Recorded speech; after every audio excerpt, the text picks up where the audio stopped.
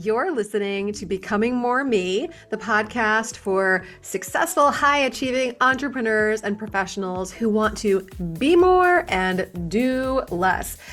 I'm Teresa Lear Levine. I'm your host, and I am here to guide you on this never ending journey of becoming and to help you fuel it with more pleasure and less of the hustle and striving.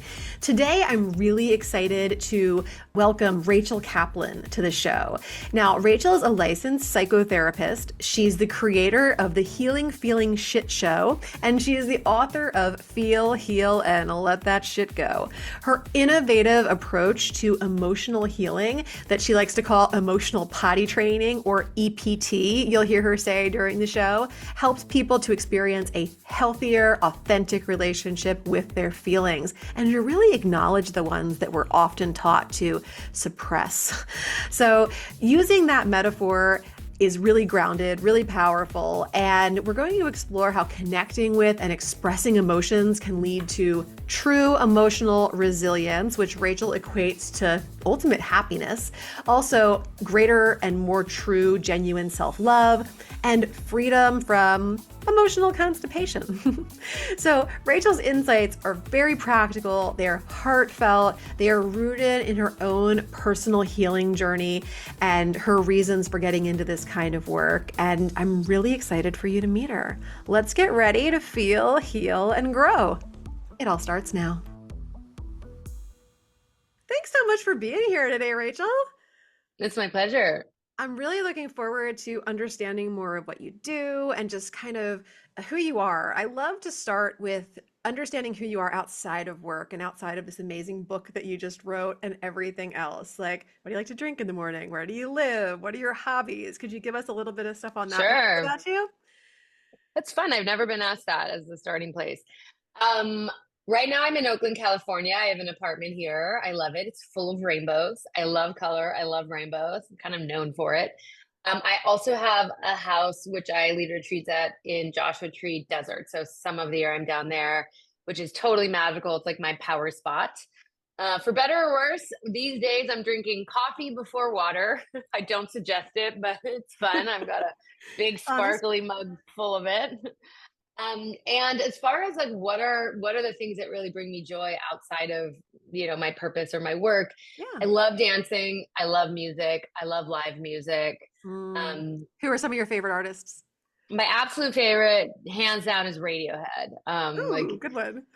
Yeah, and I also love Fish, which is a jam band. I don't know if you know them, Oh, I PHISH. went to many Fish concerts back in my college and high school days.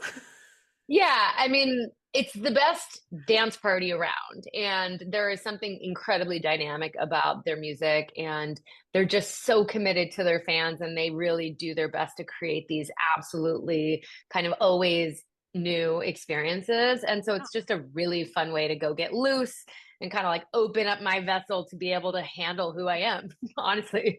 And I'm not doing it enough, I will tell you that. Me either. Every time I get out to a good live show, I'm like, why am I not doing this at least monthly, bi-monthly, like at least that much? But yeah, Yeah. it's Yeah. always a great experience and to just to let the music be felt fully in that Mm, live setting mm. and just oh yeah, it's good stuff. And move to it. Yeah. Yeah. And then the last thing I'll say is probably the thing I'm most dedicated to as far as like maintaining my own well-being is exercise. I'm really an Mm. exercise fanatic. I do it every day What do you like to unless like do? there's I go to a boot camp class, which is strength and cardio combo. I have a Peloton. I do a lot of the runs. I love dancing. Been doing Pilates on the machines, which is brutal, but I like it. Um, I'm yeah, excited to be able to do that. So I have four kids, and I yoga. feel like I'm just finally like getting out of that stage where I can be like, ooh, I could actually go somewhere to work out instead of just my basement, you know? So Amazing. I think that'll be a lot of fun. But I love But all also how great you can do it in your basement. absolutely. I love it. And even with the flexibility to leave, it's convenient, it's time saving. The Yeah, stuff's there that I like. I can do it with my husband before he goes to work, and there we go. So awesome. awesome. Well, it's good to learn a little bit about who you are. And, congratulations on the publishing of your book last month. What's Thank you. you tell us the title of it so that I don't mess it up? It's feel, heal, and let that shit go. Love it. Your guide to emotional resilience and lasting self-love. That's the Very, subtitle. very cool. Yes. Yeah, And is this your first book or have you published other books before it this? is definitely my first. So much fun. Yeah, it's such a cool journey, isn't it? It is. So you have a book, I see. Yes, I do. I just 1 year anniversary on 11/11. So Oh that's wow, kind of happy been like, anniversary. thank you. It's kind of been my last year. A lot of the same kind of promoting and sharing and taking some nice sighs of relief that it's out Mm, there and birthed for sure. How long nice. was the writing process for you? It's an interesting journey for me because so in 2018, I had this moment, which is pretty important in my own like healing chronology, but where I realized I like really wanted to share what had become clear to me that was like kind of the difference between hobbling around, compensating um, with like some deep wounds still kind of operating deep within and feeling actually this genuine baseline of self-worth and self-love. Yeah. And so my first instinct when I realized I had to share that body of skills that made the difference, because I was already a therapist for a decade at that point, right? So it's like I had been trying to heal and working on healing and a skillful professional in the healing world. And yet there was such a stark difference. Darn it, there's Um, always something else to work on, right? Yeah, I mean that, but also just like, because I think on one hand we'll always be healing, but there was really like an arrival of like, Yeah. I like myself, I love myself, I feel well in a way I never imagined. And we can get into that, but it came with this desire to be like, I'm going to make a podcast. And I didn't even really listen to podcasts. So I spent 9 months of that year really accidentally writing a book. Like I have a binder that's massive. That was the body of work that went into season 1 of my podcast. And then toward the end of it, I was like, how do I make this a podcast? Like it's so thick and dense. But I did. I translated that into season 1 of the Healing Feeling Shit Show. And then in that next year where I was still releasing podcasts, trying to be more like a podcast, like, because that really was more like a healing course, like a free Yeah. healing course, let's Yeah. say. In that year, I was like, now I want to get it into a book form. So I worked with an editor, a professional editor, and we worked with the original like things I had written and the transcripts of the episode and turned it into the first version of this book, which to be honest, and hopefully she doesn't hear this, was shitty. And hopefully we can say shit because it's in my title. But Yep, we're saying it several times already, and shit. probably a bunch more to come. So just shit it out. There we go. Great. And so, yeah. And so I had a version at that point that, and I was involved. It's not this editor's fault. I was, Sure. co-creating it with her. But I think because in the end, the vocal transcripts played such a big role.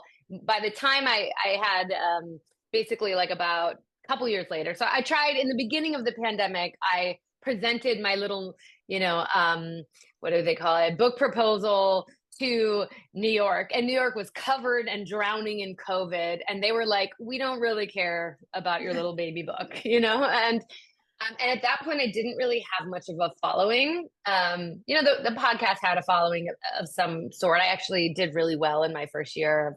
The podcast was acclaimed, but everyone just like was a hard no. So I basically started making short form videos. I made them on TikTok and then YouTube, and then porting them over to Instagram. And basically, in the fall of I think 2022, maybe 2021, no 22. I had a video go viral. And so suddenly I had 100,000 plus more, went from 2,000 to like 112,000 in like a week or two. And so that fall, I basically started pitching for agents again. At this point, I hired someone to help me who ended up being really instrumental in the final leg of the writing process. Because we got the attention of an agent, I reread the manuscript I had at present time then, and I was like, this is bad. He was like, this is bad. And so I got signed with this agent, but we basically spent, the next 6 months, like him and I, like doing another editing version and really got it into a shape where if I hadn't gotten taken on by a traditional publisher, I would have felt comfortable self-publishing because I really didn't at that point.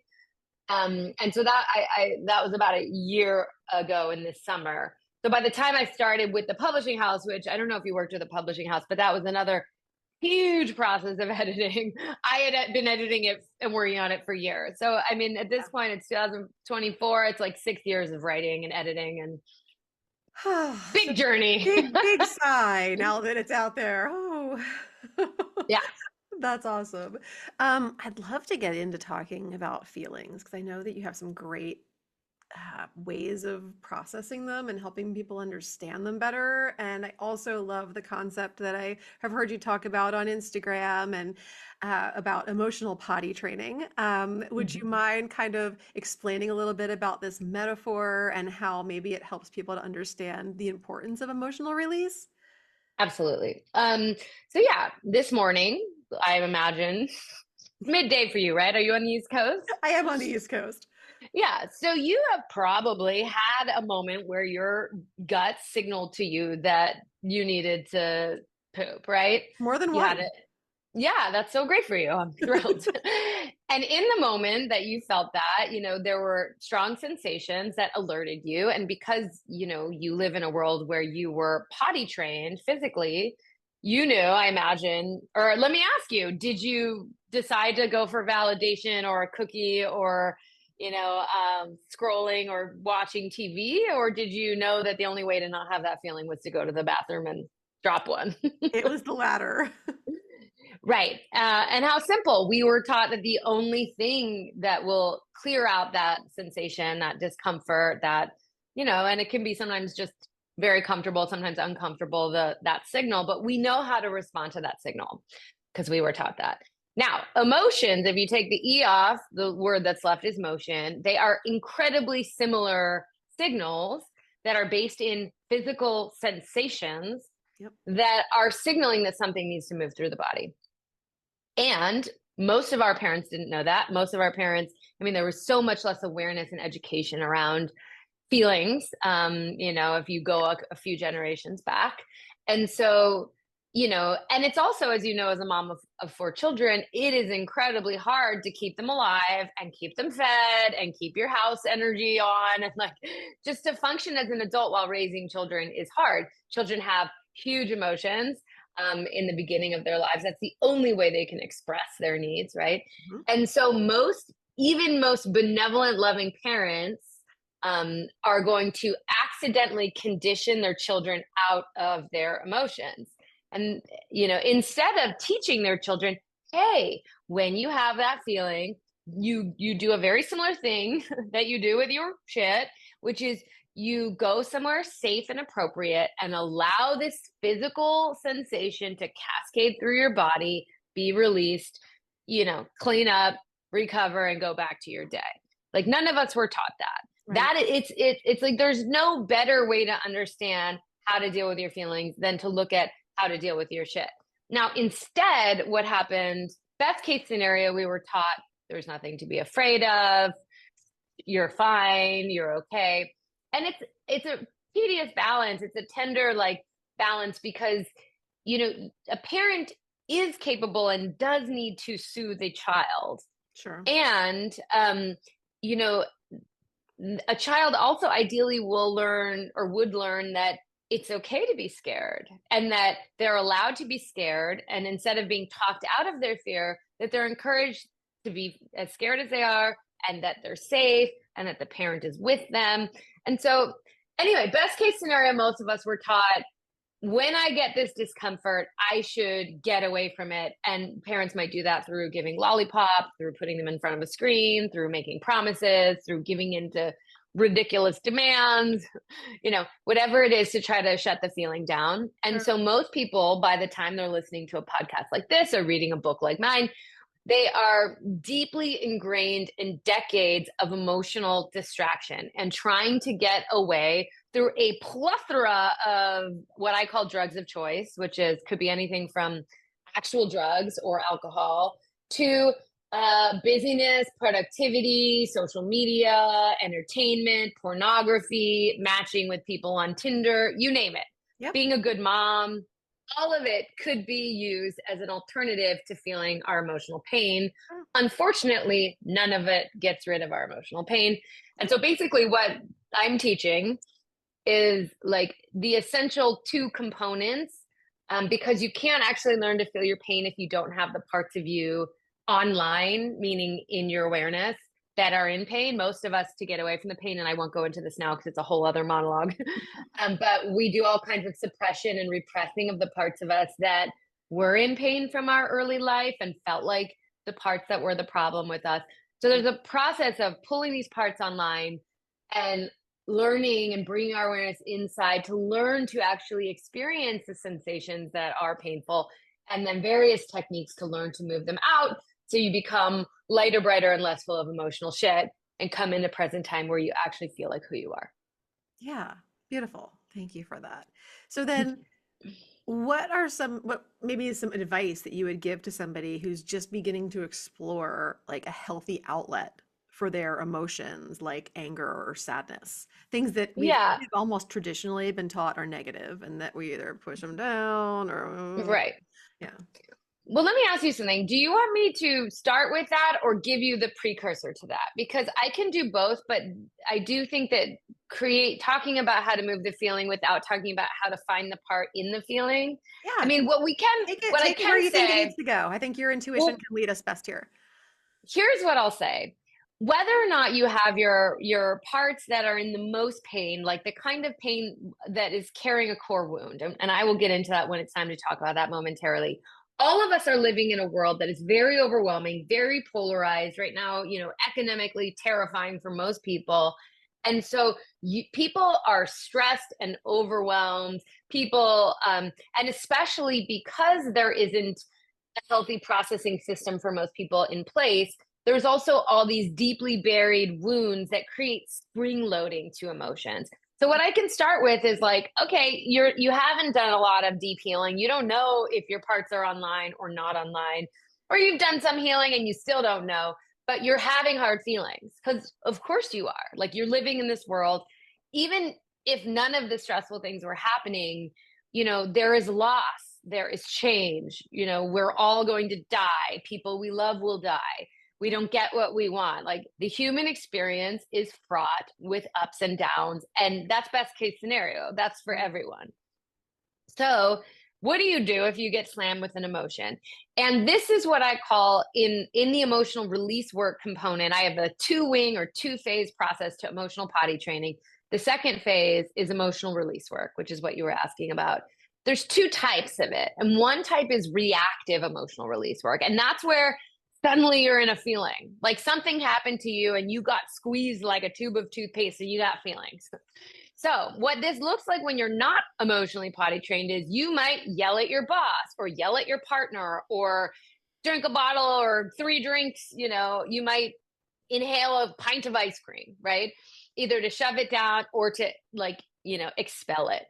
And so what healthy reactive emotional processing looks like is you recognize the feeling, you have some awareness of, ooh, I'm pissed, or ooh, I'm scared, or I'm really sad.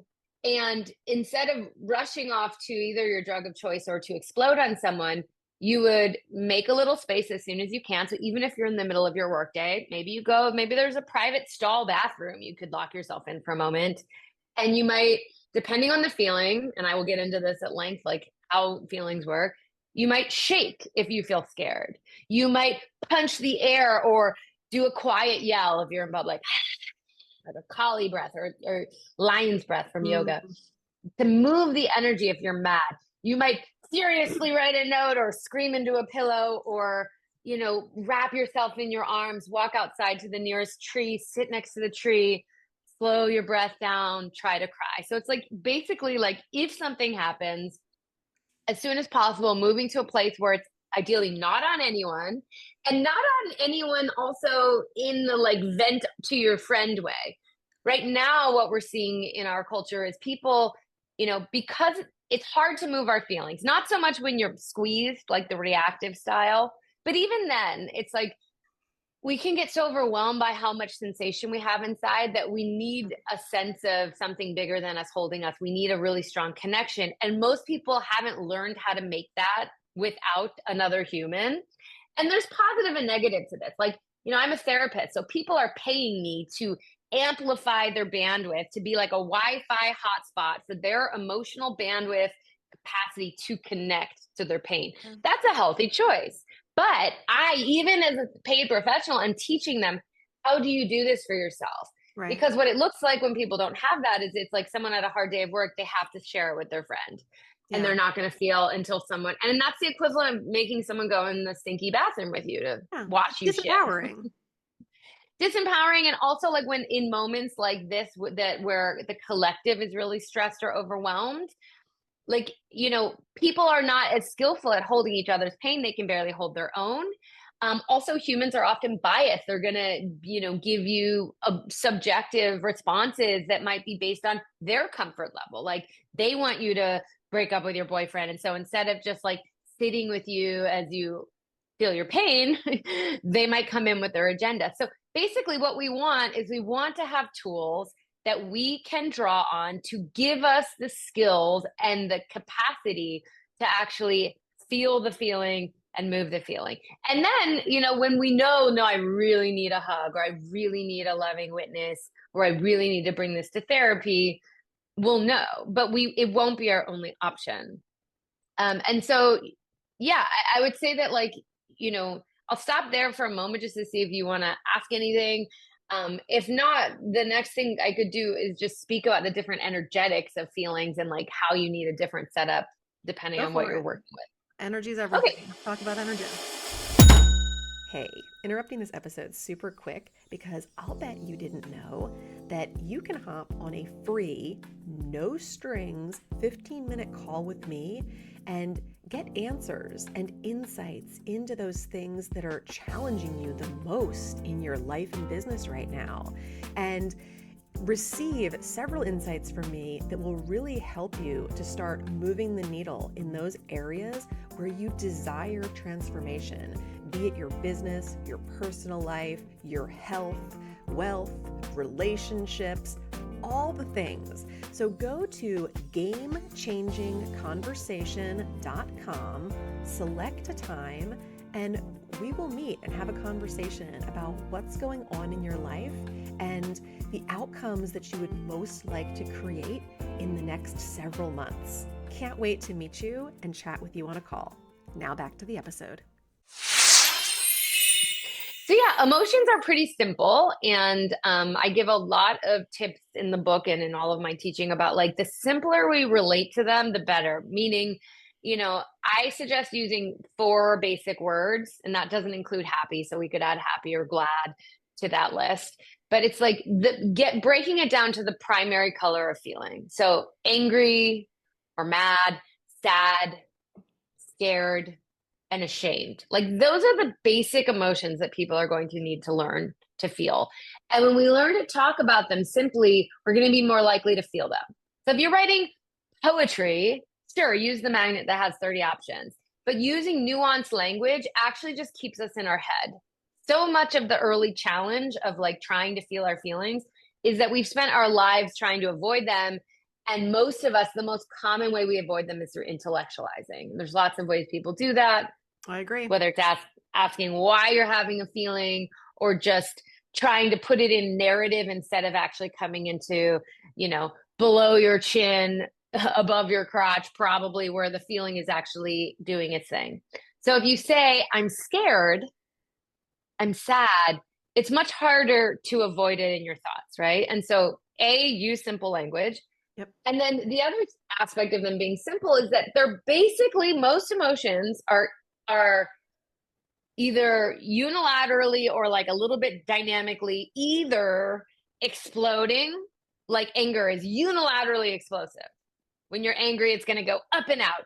Heat rises, arms swell, fists clench, your face turns red. It's like an explosive from center to external energy. The other way they can move is implosive. A pooling, a heavy, collapsing, your heart hurts, you feel like you want to hide. It's like a downward energy, right? And so sadness is unilaterally that energy. Now, fear, as we know from, thank God there's a big conversation about fear, fight, flight, freeze. I don't really talk as much about fawning. I, at least in the book, tell you why I don't talk about it. But I think fawning is more of an adaptive strategy rather than like a what's happening in your body kind of thing. But it's basically, with fear, let's say, there's a question of, do I want to freak out? Do I need to get away? Or do I feel frozen? Do I want to swaddle myself? And that would be a question you would ask when you're trying to feel fear. And shame, I think, is generally like an implosive kind of like, if you're really in touch with the part that feels like you're worthless, you're not good enough, you might feel really heavy and collapse. But to actually overcome it, we usually need to draw in a more frenetic kind of fight back, kind of externalized energy.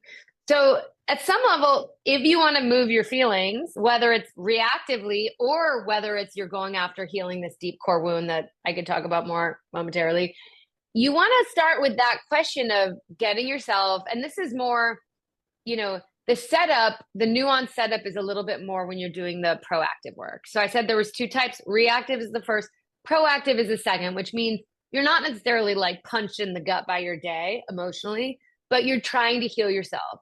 And so you want to like carve out time to say same way you would to exercise or to, go to work. You carve out time to connect with yourself emotionally and try to tune in and slow down and ask yourself how you're feeling emotionally and move the feelings. And sometimes going into a session like that, you're going to really know, man, I'm so out of balance this week. I'm so angry. I'm yelling at everyone. Like yesterday when I was driving, I was like, God, people are really dumb with their driving. And I am so bothered, which is on me. Like, I was like, I better go home and beat something, because I was like just seeing in my behavior, I had a shorter fuse. I was more angry, right? So that would be a sign if I, like, even though nothing huge happened, I was just observing myself to see that I was like that. People might notice they're more numb. They might notice they feel really heavy and lethargic and depressed. And when I use the word depressed, I usually mean like numb, kind of like a heavy fog. And so these would all be signs like I need to do a proactive session.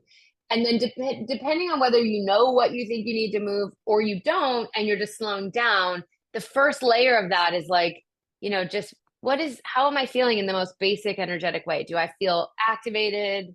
Do I feel sped up? Do I feel heavy, collapsed?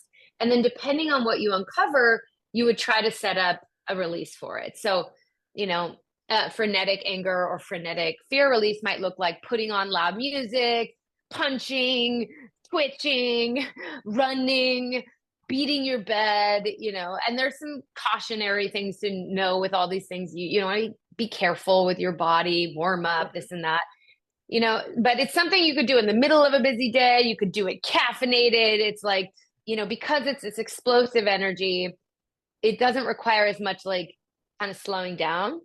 Whereas anything in the sadness or deep, frozen, paralyzed fear or deep shame, that's usually going to require a slowing down. It's helpful if you're not caffeinated. It's helpful if you're not squeezing it in between two things. Like, so maybe in the morning or in the evening, and you would try to create a sense of containment, like swaddling or getting in a bed or lying under a blanket. And you might use music, like sad music, or look at sad things on your phone, or, sad cat videos, whatever the thing is, and try to find the part of you that's hurting and then try to have a flow of tears, ideally. And so, and in the book, I have a chapter on anger, chapter on sadness, chapter on fear, chapter on shame and happiness. And so I really get into details and like dozens of suggestions for all of the feelings, as well as multiple chapters of just how the hell do you get your awareness into your body and like move the pain in the first place. Yeah, that's pretty important. I don't think a lot of people have that awareness, and just even learning that little bit, even understanding how to witness themselves is a Yeah, huge step. So absolutely. you'd mentioned about core wounds and kind of coming back to that. You want to share a little bit about kind of where it Absolutely. all sort of starts? Yeah. So we come in as like these tiny, absolutely dependent little animals. And it's helpful to think of us as animals just because, we are biologically wired as an organism to survive at all costs. Sure. And because we are completely dependent, and this from the side of the mother, our system is basically, before we have any thought capacity, before we have intellectualization or anything like that, before we can understand what's going on, we are wired to do anything we can to keep close to our caregivers. Sure. Most people, it's their parents, not always.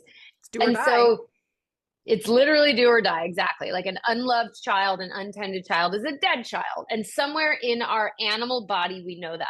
We know And it. so, therefore, if, and like a child's capacity to track the parent will depend on some of the child's like unique qualities. Um, there are certain, like when people talk about being empaths, which is a little bit dicey, because partly you're more likely to be an empath if you grew up in an unsafe household because you needed to track outside of yourself. So it's not necessarily always like an innate quality being empathic, but there are certainly an innate range of sensitivity or not sensitivity.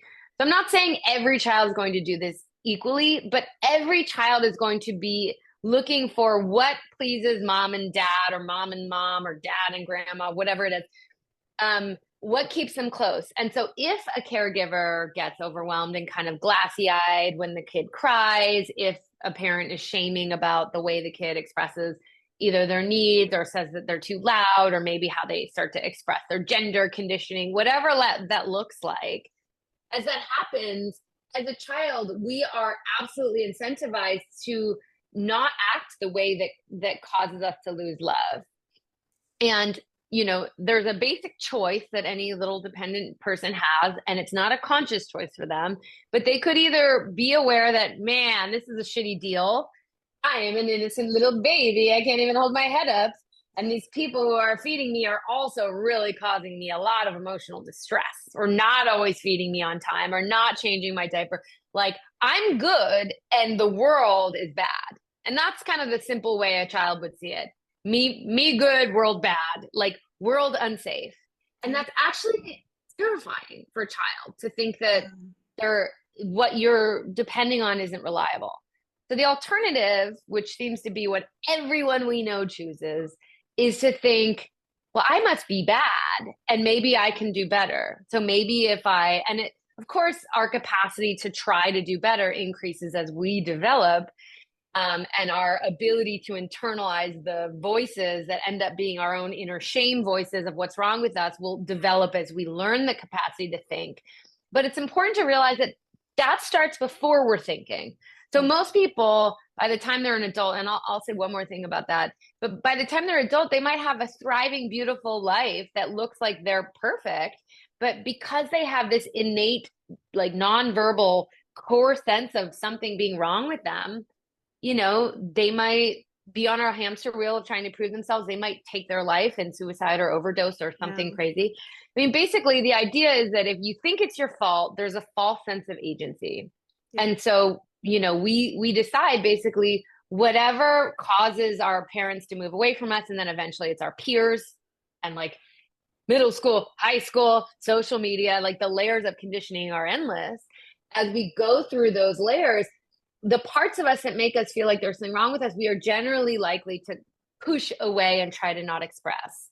Yeah. So trying to cry less, trying to be really helpful, trying to please mommy, make mommy laugh, trying to mediate the parents' conflict, trying to get good grades, like all of these ways. And so some of our most authentic, quirky, sensitive, and that's really important, qualities get locked in what I call an emotional basement closet. Or I like to think of it, it's like we march them down and lock them up. And then if you imagine anything, even just like a plant in an emotional basement closet, not getting contact, not getting air and sunlight and expression and feedback, we start to feel like little like wretched ghouls and goblins. And so most of us, if you're listening to this, you probably have a few things that come to mind when you hear this, that you would be afraid of people knowing about you, or you would try to caveat or kind of like manipulate their experience of that. The shame gremlins in the closet. Yeah, exactly. And like, whether that's, something and if you're not sure what it is, like think about, what are you afraid of dating? To you, something you did, something you're not proud of. We've all got it, right? Yeah, and but I think sometimes looking at where you hide things, like, are you trying to fake something at work or with coworkers? It's like, what do you not want people to know about you? Also, like, if you think about if you had siblings, that can be a really good way. Like, how did you compare yourself in your head to your siblings? Because most children, it's interesting, like, even I have one sibling, I think like when I was little, I thought that the qualities that I really saw her getting praised for what made someone a good person. She thought the qualities, and we were very different. that I was getting praise for is what makes someone good. So it can just be, it's the one place, this component is the one place in my map of self-healing that I suggest doing a lot of thinking. Most of the time, thinking is going to slow down your healing. In this moment, when you're trying to figure out who have you locked inside, who are your little gremlins, it's useful to be like, well, what did I think was wrong with me, right? And then the first wing or the first phase of EPT, before you can try to be moving the feelings out, is really about courting those parts of you back online. And for most of us, as soon as we decide we want to heal ourselves, we're more likely to be aggressive and kind of demanding of these parts, where it's like, okay, come back, heal. Like inner child work can be pretty aggressive. And I think there's an art to it where it's like these parts, you've actually been the one keeping these parts in the basement closet for decades at this point, And you are the radio. only one that knows what those parts need. Yeah. And right now, honestly, you don't most likely. Like, it's like while we're trying to keep them at bay, we don't know what they need. And we aren't good at, we're actually most likely over medicating them in the opposite way of what they need. Right. So, like, whether that's like keeping yourself incredibly busy so that your sensitivity doesn't come online. A sensitive part would really need slowing down, connection. So I think there's a whole phase of the healing, which is like, how do you go down and introduce yourself outside the closet door? You don't barge in and say, hey, I'm really sorry. I locked you up. I want to know you. Take your time. No rush. I'm here. And then how do you create practices, very practical, like choices and actions you make in your daily life that will start to show these parts you're thinking about them. And this could be anything from like a picture of you on your home screen, creating an altar of little pictures of you, like choosing pictures that really represent the part of you that you thought was the least lovable. Yeah. And then really checking in throughout the day. Maybe you set alarms on your phone. Maybe it's like every morning and at every meal you stop and say, hey, little Reese, hey, little Rachie, like, I don't know what you were called as a kid, but, like trying to say, how are you feeling? What do you need? And starting to ask them things like, who do you like? Who don't you like? Who do you feel comfortable with? Who makes your skin crawl? And you eventually need to, if we want to have these parts come back where we can feel like we're not an imposter and we're not a fraud and we're not hiding some secret that makes us unlovable, we have to bring them back online. And in order to do that, we need to start to shape a life that they can tolerate. And we need to spend time with them, not trying to make them feel better, actually, but in some way trying to make them feel better, but by giving them permission to feel how bad they feel. Absolutely. That's the tagline of all this work, giving ourselves permission to actually feel as bad as we feel. And so once we start to have these parts of us feeling like we care about them, they're going to open up and they are most likely in pain. And then it's like, can you just be with the part that's in pain, not try to shut it down? That's what your parents did. Right. Your parents tried to talk you out of it. And a lot of the new age world, self-help world, mindset world, they're going to give you all those ways that, it wasn't your fault, talking ourselves out of it. And like, I actually find that when people are at like 60% of like kind of where I was before I realized, oh my God, I finally love myself. They've been doing a lot of that. They've been doing a lot of kind of rewriting the narrative and telling the part, it wasn't your fault, you're actually good enough. Whereas the thing that actually heals these parts is being allowed to feel as if it's true how terrible they are in the company of our resource-loving grown-up, and then release the pain from that place. And then at the end of a release, you're like, all right, now, was that really true? Is it really true that nobody loves you? But like that practice of letting them actually feel as bad as they feel with your awareness, with your support, is like the secret sauce that helps them start to heal. And that's where you use all the emotional release tips and strategies. Beautiful. So as we start to wind up here, there's two things I'd like to know. I, first of all, would love to know where people can find you so that they can learn more about you. I would also love to kind of like put a bow on this with like, once you feel all the things, heal the feelings, all the feeling of the feelings, what's on the other side? What's such that a great part? question. Hey, let's take a quick break from the episode and chat about the Becoming More Me signature program. Because the truth is, we can digest information and learning all day long, whether it's podcasts, books, audiobooks, courses. But ask yourself if it's really changing the way that you're showing up in your life. I know that for me, I felt like a collector of information for a very long time, And it wasn't until I started implementing nervous system regulation, and it wasn't until I started implementing nourishment of my nervous system and rewiring of my subconscious that I felt like I could really leverage that information to show up differently in my life. And that's why I created the Becoming More Me signature program, which allows me to work with clients in both one-on-one and group settings so that they can start showing up differently in their lives and actually creating and manifesting their desired outcomes like never before. If this is something that sounds even remotely interesting to you, I invite you to hop on a call where we're not even going to talk about you joining the program. We're just going to talk about you, and we're going to talk about what it is that you want out of your life and business right now. And I'm going to offer you some free, no strings insights on how you can start making those changes. And take things from there. But it's always good to start with getting to know each other. So if that sounds interesting to you, and if the idea of perhaps looking further into a program like this might appeal to you now or in the near future, then hop over to gamechangingconversation.com, book a time, and we'll get to know each other. And this will help you to understand if something like this is going to be right for you moving forward. And the worst case scenario is you're going to walk away from this call with several things you can start doing right away to start getting closer to the changes you desire the most. Now back to the episode. Yeah.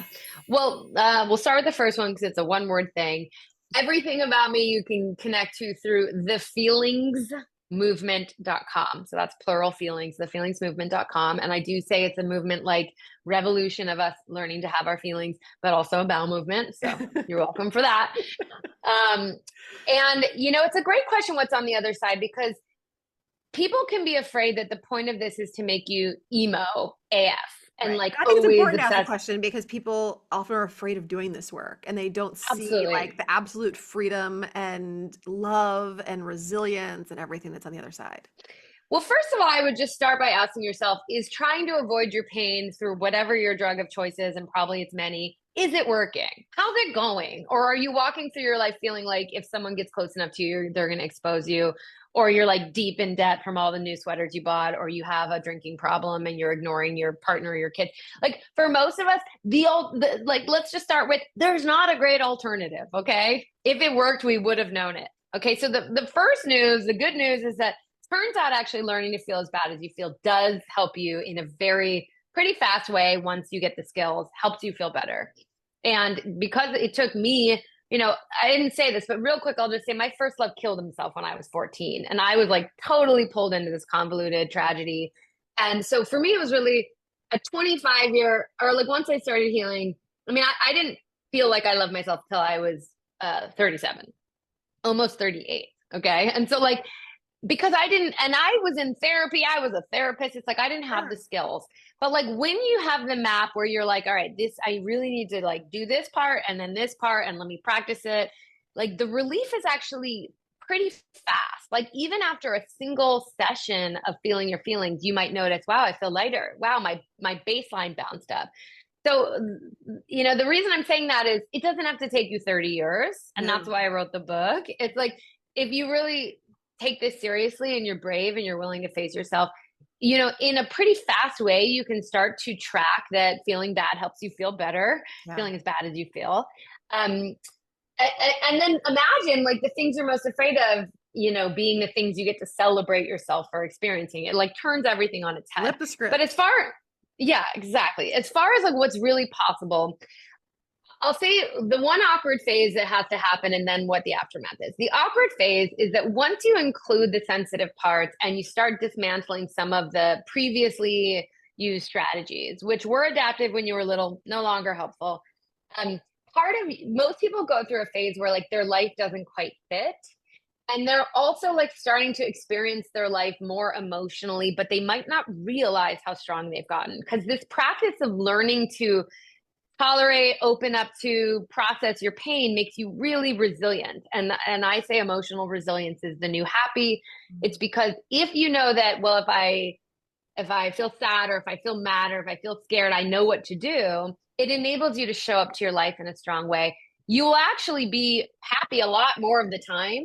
Like I am a really happy person at this point, but you bet your butt when I am not at full blast enough to get through it quickly, and it's like, unless you know that you can handle everything, if you're just chasing happiness, you're still on that hamster wheel of medication. Yep. So there's a testing process that happens when you start to have your feelings. And I think part of it is just, seeing some fallout, seeing some change and seeing that you can survive it. Because so much of like our early attachment to these, maladaptive, unuseful mechanisms come from thinking if we lose love, we'll die. When we're in our 20s, 30s, 40s, 50s, you can lose love. You already have, and it hasn't killed you. And so sometimes like stepping up to, let's say, a family member or a friend because you've noticed that you need to set different boundaries and having that person get upset with you, but realizing you're still okay, that kind of thing can be mind-blowing. And like, you're like, oh, I don't have to keep doing blank. So there's a certain degree, and it's my last chapter of the book is like, kind of how do you test yourself so you can really come into full ownership of the change you've made? It's like a rite of passage that I think needs to happen. Yeah. So that's one thing. And then once that happens, meaning you realize that you can handle your feelings, you can include all your weird, wild, wonderful, sensitive, quirky parts of you. And then what happens is you get to go after the life that really fits you. And you get to, I think, just like I was like compulsively attached to sharing what I had found in my journey, I think that's where people get that deep drive to contribute what their gifts, what their learnings, what their medicine, what their magic is. I think we're more likely to find relationships that actually fit us. I think we're joyful quite a bit of the time. And then we don't have to move through our life afraid of what's going to come or the shoe that's going to drop, because we know, shit, if something bad happens, I can feel my feelings. So it really is like what I promise in the title. You will have a sense of self-love that's based on I am who I am. It doesn't mean you think you're perfect, but it means that your unique blend of strength and quirk and challenge and all of it is worthy, that you are worthy because you've been giving love to the part of you that didn't feel worthy, which makes those parts, the little gremlins and ghouls, feel worthy. So that's the self-love. And then the emotional resilience is you can handle your life and you can be yourself. And I really think, find me something that feels better than those two qualities combined, and I'll buy you dinner. It doesn't get better than that. I'd love to have dinner with you. And also, I totally agree. So thank you for all of that. I love all the wisdom that you brought to the show today. Really fresh perspective. Love the metaphors. Everybody go out and get Feel, Heal, and Let That Sht Go by Rachel Kaplan. And Rachel, thank you so much for being here today. It was a pleasure. Thanks for having me. Absolutely. And to all of you listening, I know you have a gazillion choices when it comes to the podcast that you listen to. So thank you for choosing Becoming More Me. Thanks for spending some of your precious time with me today. If you loved this episode, please leave a review or simply share it with someone else who would get great benefit from it too. If you share on social media, please tag me so I can personally connect and thank you. Until next time, keep taking bold and brave steps towards becoming more of who you want to be in this world. You are capable, you are worthy, and you are enough. And if your inner critic is still trying to argue with those facts, hit me up. We've got work to do.